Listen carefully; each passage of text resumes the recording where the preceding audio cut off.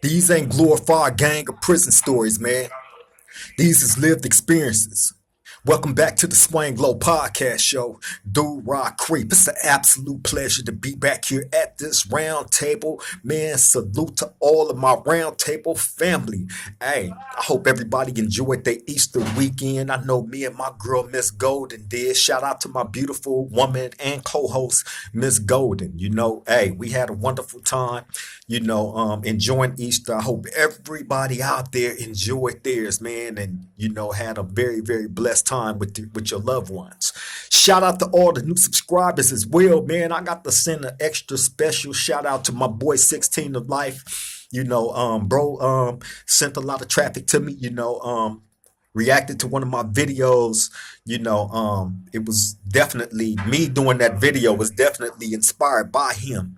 Of course, he the one that suggested that I even did that video, on the skinhead father putting the hit out on his own son.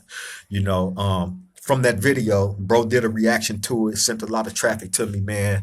I gained a few subscribers. Shout out to everybody that came from 16 to Life. Shout out to everybody that subscribed, that became part of this roundtable family, man. Nothing but love. I embrace you all wholeheartedly. We all do here at this roundtable. Welcome to the family. And if y'all already haven't did it, please take this opportunity now. Like, comment, share, and subscribe to the Swing Low Podcast Show. Do Rock Creep. I really hate to hold up the video by saying all that, but I got to say it.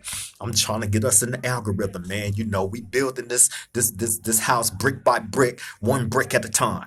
You know what I'm saying? So constant promotion is something off the top that we do here. So please, again, if you haven't already did it, like, comment, share, and subscribe to the Swing Low Podcast Show. Make sure y'all hit that notification bell so when we drop these videos or we do it live, you won't miss a beat. You'll be right there front and center.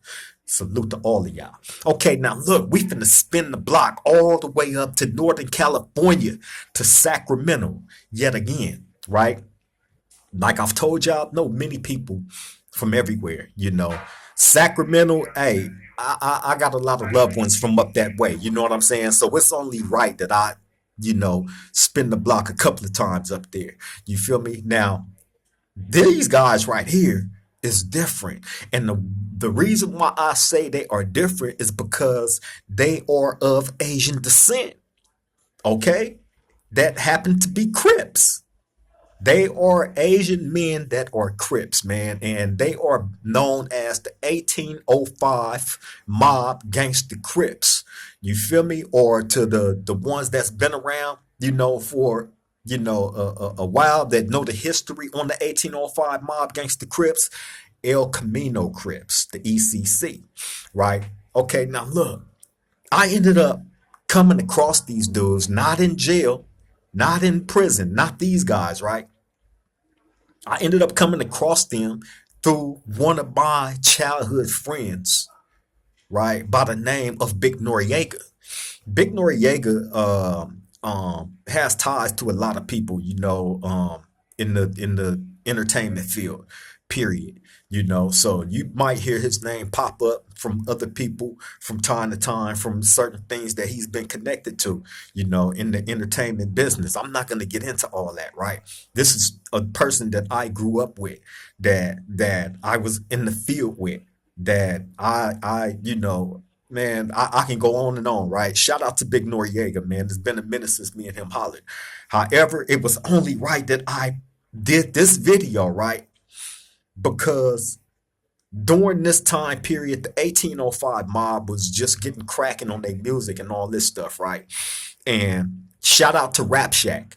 Rap Shack is a videographer from Sacramento as well, Northern California, right? He is responsible for a lot of Mozzie's earlier, Mozzie the rapper, right? The blood dude from Sacramento. Um, he is responsible for a lot of Mozzie's earlier videos of when he first came into the game, and those videos actually blew up Mozzie's existence. So Rap Shack is a very, very important influence, in the hip hop scene in Northern California. Believe that. So him hooking up with the 1805 mob at this time, y'all got to remember. These are the same Asian Crip dudes that got into it with the other internet personality, Charleston White. They had a cold back and forth going on right now. Y'all know I don't like saying that guy's name, but the relevance of him and the homies it runs deep. I learned about Charleston White way back then from what the homies from 1805 mob went through when they was beefing with him.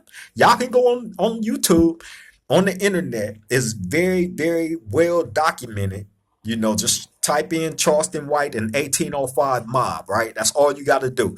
And you're going to see the back and forth craziness that was going on, right?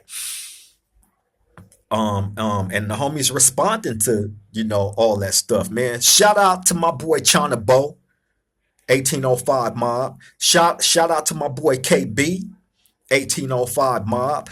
Shout out to my boy Shotta, 1805 mob. Just to name a few, right? Me and China Bo actually got a song together out that I put on my Envy Me album. The name of that song is called Blue Chucks. Y'all can go check that out. It's still on YouTube, and you know what I'm saying? That album is still like doing good. It wasn't that bad. The production definitely could have been better. However, I've done all my music and stuff from prison, from a jail cell. So not making no excuses for nothing. I just do what I do, and how it turned out, it turned out. I'm blessed to be able to do what I do. So I don't cry, complain about nothing. I find it to be extremely fascinating, and so will y'all once I'm on the other side of this camera and I'm able to put together the documentary that's going to be put together, and me dealing with, because the people that I'm dealing with right now, the people that show me love and appreciation that's in my life, that has been consistent with showing me love, are the people that I'm going to be dealing with once I'm on the other side of this camera. The people like the homie 16 to Life, and my boy Face the Music, and Coach Zoe, Big Biff over at the Chaos Chronicles, although he's way out in Australia. Y'all think I'm not going to travel once I'm on the other side of this camera? Y'all crazy. Y'all crazy. It's a number of people that I was blessed with getting to know, having these people in my life, man, and them knowing the real me, and is willing to stand behind what I got going and help push this. You feel me? Because people see that I'm not out to destroy anything. I feel in my heart, genuinely, enough of that has been done in our communities, and us as elders, those of us that want to take up on that responsibility to do whatever we can. Everything don't have to be financial. Just support, simple support. Something as simple as that.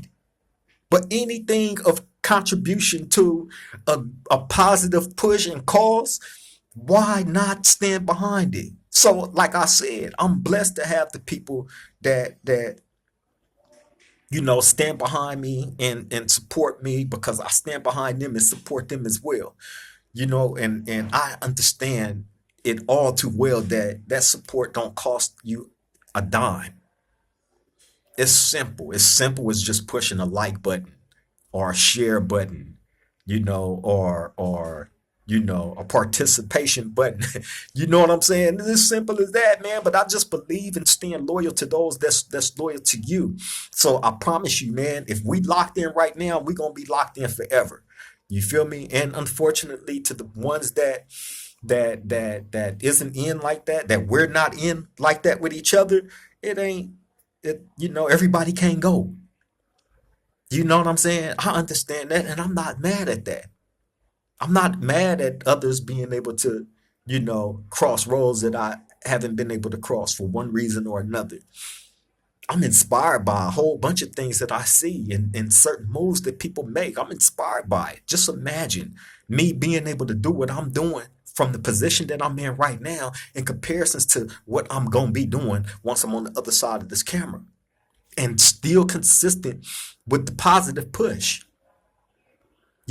Trying to help give back something of worth to the community. I think that's needed. I think that is owed to our community from those of us that grew up in these communities that, we, really, we were supposed to be building our communities, man, and making the community safe, for from outsiders coming in disrespecting, people, families, and properties, and all this stuff, right?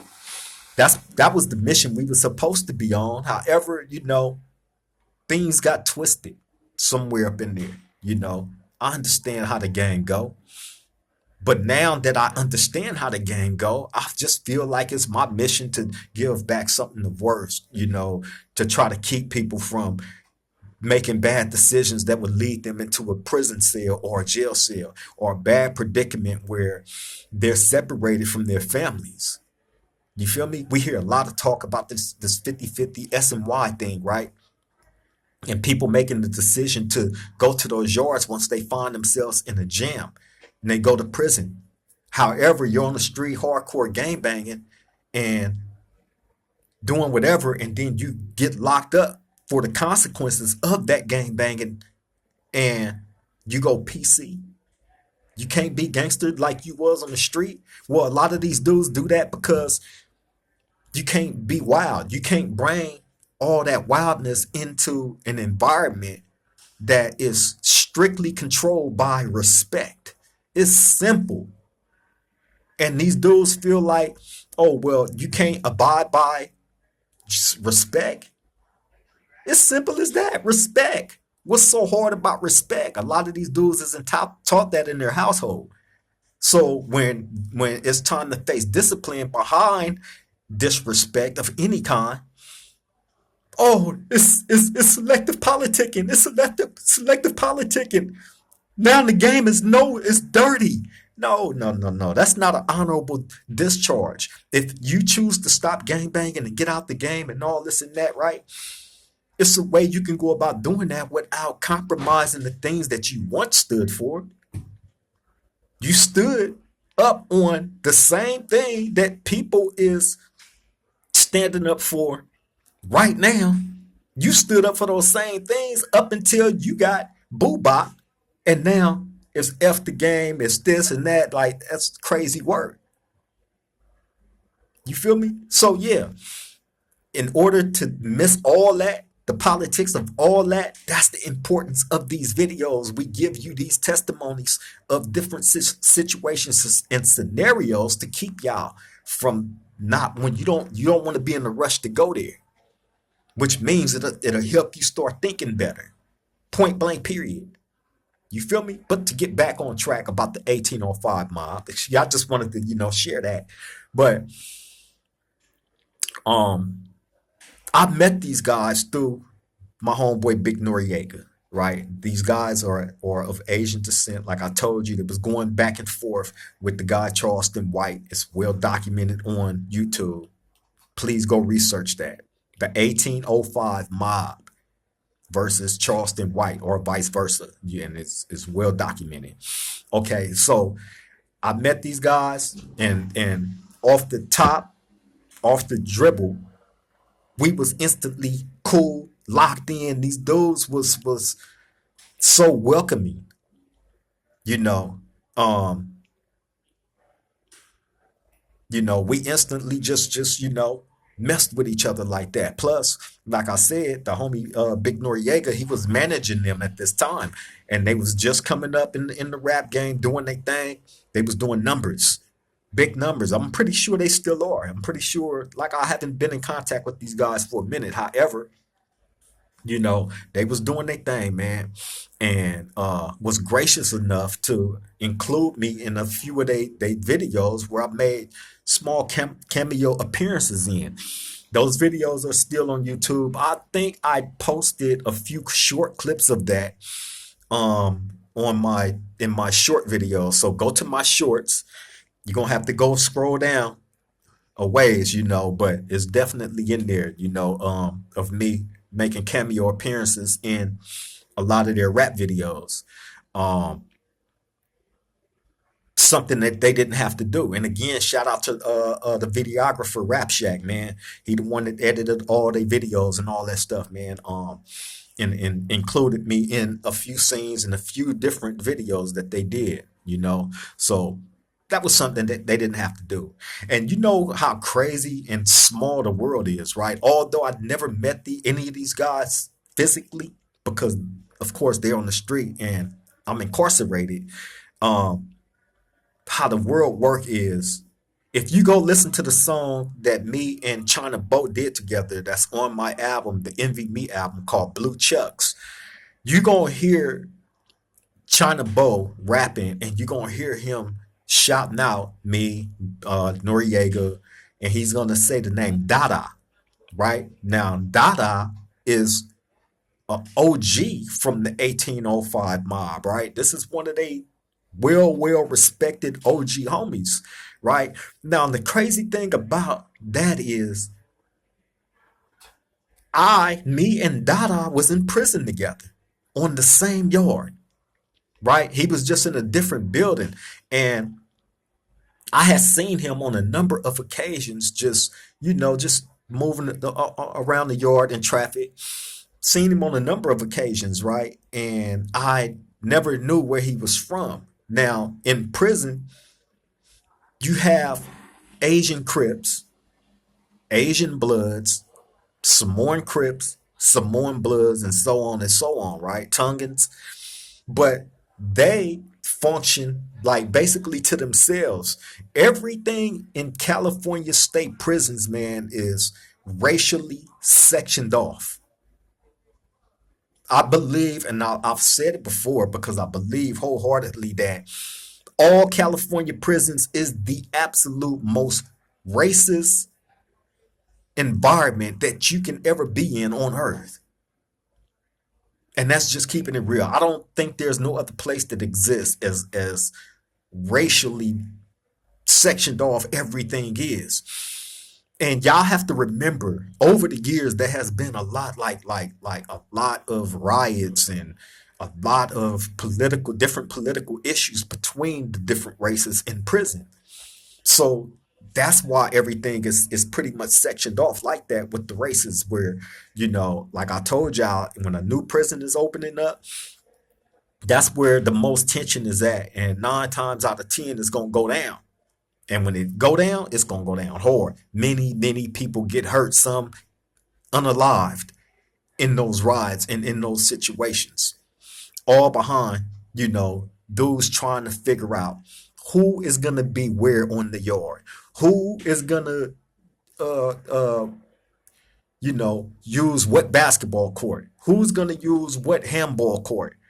Who's going to be standing where? And wars go pop off over stuff like that in California prisons. So anyway, it's a lot of separation when it comes to the ethnicities in prison, right? But with the Asians, we refer to them as the others in prison, right? They are known as the others because they're a collective of a little bit of everything. Islanders, uh, uh, uh, Vietnamese, all the others. They're over there with them, right? And within their collective, they have Bloods and Crips. You know what I'm saying? And they function by themselves. Even the Bloods and Crips, that's others. They function with themselves. Although they Crips and Bloods, they don't mix in over with us and in our politics. I know that's crazy, but again, that's how they function, and they've always functioned like that. When they come to prison, we can be on the street doing our thing with them, because as you see, the homies mess. Big Noriega is basically married in to the 1805 mob, literally, right? So when he's messing with them on the level that he is, I'm messing with them on that level. He embraced them like that because that's my childhood homeboy, right? I'm embracing them like that. Point blank, period. That's just how it went. And these dudes are all good dudes, riders. from they are really, really like repping they shit, right? This is on the street. If they go to jail, then they got to go under a whole completely different structure. Although they are Crips or some are Bloods. I'm not the 1805 mob. Ain't no Bloods in the 1805 mob. I'm saying in prison under their structure. Within that structure in prison is Bloods and Crips, and they function to themselves.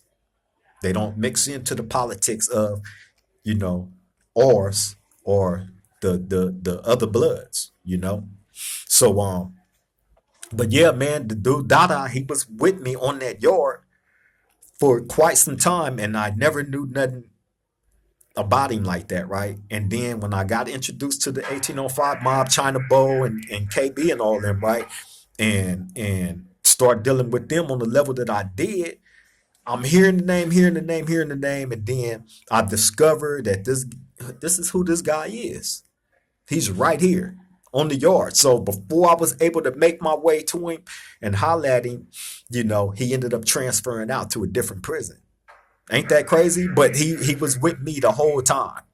You feel me? But even though everything is pretty much sectioned off in prison amongst the races, you still talk to them and deal with them. You know what I'm saying? It's a number of them that I deal with on a constant basis that I'm cool with. However, they function to themselves as a collective, just like you got the Crips, the different, groups within that structure. You got the Bloods, the different groups within that structure, but they all function as one. You feel me? The Bloods gonna function with the Bloods, Crips gonna function with the Crips, others gonna function with the others, whites gonna function with the whites. You know what I'm saying? And so on and so on. That's just how it is in California prisons. You feel me? And a war can pop off between any one of these groups. You feel me? I remember of many times over the years, being a Crip wasn't easy. First and foremost, being a Crip wasn't easy because we was basically beefing with everybody. The Southern Mexicans, the Bloods, the police. We never funked with the others like that. There's been things that have popped off, in certain occasions, but for the most part, we don't really, funk with them like that. But everybody else was open game. You feel me? So it was always something between the Crips and whoever. It was always something. That's why I say it wasn't easy being a Crip. You know what I'm saying? And that's just keeping it real. But yeah, man, the guy Dada ended up transferring out the prison, before I was able to get a chance to chill with him and holler at him, about what we had going on, with his young homies, But yeah, man, shout out to him, bro. Shout out to the 1805 mob. You know what I'm saying? They included me in on a lot of the things that they had going on when they didn't have to. You know what I'm saying? Y'all got to remember, in being in prison, everything is difficult trying to, make certain things happen. Although certain things, do get done and accomplished. You know what I'm saying? In a lot of cases, it'd be difficult, man. So my job be double time hard. However, we make no excuses for nothing. We just show up and do what we do. You know what I'm saying? But yeah, man, the 1805 mob, Gangsta Crips, they up in northern Sacramento, very, very known up there, very established in everything that they involve themselves in. You feel me? And them the homies right there, man. I remember the controversy between them and Charleston White having a problem with them saying the N-word, right? But again, they function with blacks, especially up there in Sacramento. You got to remember they're also up there with the Northside gangsters, the Northside Gangsta Crips. So they hood is right there, basically hand in hand. And this who they function with. Those are probably the closest allies that they got up there, man. So they legitimized, and as far as they cripping go. You know what I'm saying? And everything else that they involve themselves in, intertwined in the two cultures. Although people like Charleston White had a problem with it and definitely went public with it and made it a very, very big national issue. And the homies stood up and stood on their business and smashed him. Period. I'm telling you, all that stuff is documented. Go on YouTube, man, and look up what I told y'all to look up when it comes to the 1805 mob. You know what I mean? And again, y'all can go check out that song with me and the homie China Bo from 1805 mob. That's on my album, the Envy Me album. The name of that song is called Blue Chucks. You know, featuring myself and the homie China Bo from 1805 mob. You feel me?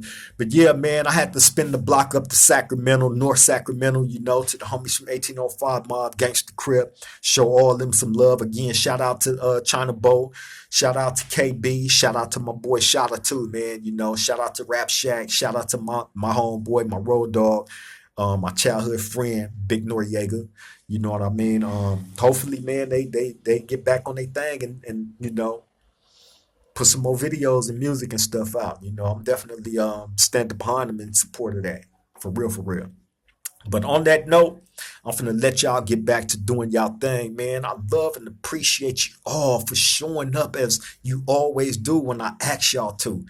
And hey, most definitely much love to all the new subscribers, you know, that came over from 16 to life, man. I appreciate that. I'm humbled by it.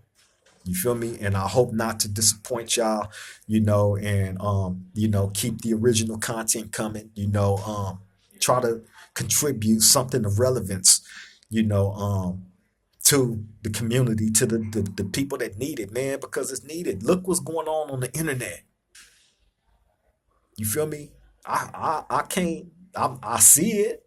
You feel me? Like everybody else is seeing what's going on, but you know, hey man, we just trying to do something different other than all that madness. You know what I'm saying? This is a place where, you know, we come and try to uplift, bring a little bit of awareness to certain situations pertaining to prison, pertaining to the gang culture, and how everybody is intertwined with everybody. You know, like I'm showing y'all, you know, I have relationships with people from all over, everywhere. So, hey, guess what? It ain't no telling where I'm gonna stop next. Jump in the chat, jump in the comments, man. If y'all have any suggestions, man, you know, I try to answer all the messages. I try to, the ones that pop up that I see. Sometimes I have to really go into the system to really see all the messages. You know what I mean? I don't know why, but the ones that I am able to get to, I most definitely will. You know, I just feel, yeah, if y'all take the time out to come check out my content and also take the time out to leave a comment, why not respond to them? Y'all the ones that's giving this platform the legs, you know, to be able to maneuver and move around the way that it is, and hopefully we continue to move up, you know, by the blessings of God, you know. But people were seeing that, you know, the path that we on, you know, and that we've been standing on, man, and that's not gonna change. Even when I get to that side of the camera, I promise y'all. On that note, hey, y'all continue to love each other, man. Continue to stay vigilant. I love and appreciate you all, man. To the next time we meet at this round table, y'all stay safe. Love all y'all. Triple gang.